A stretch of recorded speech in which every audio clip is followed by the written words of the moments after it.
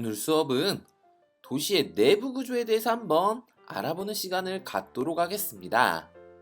먼저 도시 내부 구조란 어떤 식으로 구성이 되어 있는지 한번 그림을 살펴보도록 하겠습니다. 도시의 내부 구조를 가지고서 공부를 할 때 잘 나오는 자료입니다. A, B, C, D, E로 되어 있죠? 오늘은 이 A, B, C, D가 과연 무엇이고 현재 어디이고 이런 것에 대해서 한번 알아보는 시간을 갖도록 하죠. 먼저 A는 어디일까요? A를 다른 말로 무엇이라고 하냐면 도심이라고 합니다. 그러면 현재 어디인지 한번 알아보죠. 이곳은 현재 서울의 종로나 중구 일대입니다. 가장 가운데에 있죠. 지리적으로 봤을 때 서울의 종로와 중구 일대가 가장 가운데입니다. 이 가운데를 도시의 중심, 도시의 핵심, 이 도심이라고 하는 것이고요. 이 도심과 관련돼서 한번 자료를 준비해봤습니다. 한번 보시죠. 자료를 보시면서 도심이 이제 어디에 있는지 어떤 특징을 가졌었는지 대략 파악하셨을 거라고 믿겠습니다. 이곳의 특징에 대해서 한번 설명해 보도록 하겠습니다. 이곳은 상점, 관공서, 기업 본사와 같은 것들이 많이 밀집해 있습니다. 왜냐하면 가장 가운데 중심에 있기 때문이죠. 또한 CBD라는 것이 형성이 되어 있습니다. 이 CBD라는 것은 업무, 상업 기능을 합쳐서 일컫는 말이죠. 즉 어떤 일을 하더라도 중심이 되는 업무를 맡는 이 CBD가 도심에 형성이 되어 있죠. 도심은 지가가 굉장히 비싸겠죠. 중심이기 때문에요. 그래서 토지를 좀 더 효율적으로 이용하기 위해서 건물을 굉장히 대부분 높게 짓는 특징이 나타납니다. 집을 이 도심에 지을 수 있을까요? 집을 짓기에는 좀 지가가 굉장히 비싸기 때문에 힘들겠죠. 그래서 이 도심은 낮에는 사람들이 많이 와서 일을 하는데 밤이 되면은 집이 이 도심에 있기는 힘들기 때문에 다른 외곽 지역에다가 집을 짓습니다. 그래서 이것을 나중에 이제 인구 공동화 현상이라고 하는데요. 이따가 한 번 더 설명을 드리도록 하겠습니다. B를 가리켜서 도심의 바깥에 있죠. 외곽에 있죠. 그래서 외곽 지역이라고 하고요.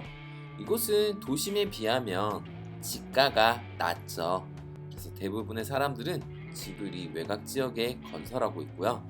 또한 공장도 굉장히 큰 곳은 땅이 굉장히 많이 필요하겠죠. A, 도심에 비해서는 상대적으로 지가가 낮기 때문에 이곳에 공업단지를 많이 조성하기도 합니다. B는 외곽 지역이었고요.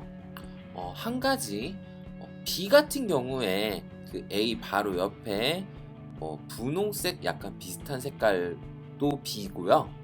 그 다음에 그 뒤로 또 노란색 비슷한 색깔 있죠. 여기까지가 전부 다 외곽 지역이라고 보시면 되겠습니다. 그 다음에요. C는 무엇일까요? C와 관련된 영상 한번 보시죠. C는 부도심입니다. 강남스타일 했죠. 우리나라에서 대표적인 곳은 강남과 영등포고요. 이 C 같은 경우에는 A와 B, 이 도심과 외곽 사이 중에서도요. 그 교통로, 즉 선이 연결돼 있죠. 그림상으로요. 이 교통이 굉장히 발달한 곳. 이곳에서 종로나 중구가 너무 많이 밀리니까 서울의 기능 전체 분담이 아니라 이 종로나 중구에서 담당했던 상업이나 업무 기능을 분담하기 위해서 도심의 기능을 분담하기 위해서 교통이 발달했었던 곳에 만들었던 것을 의미합니다. D는 무엇일까요? D는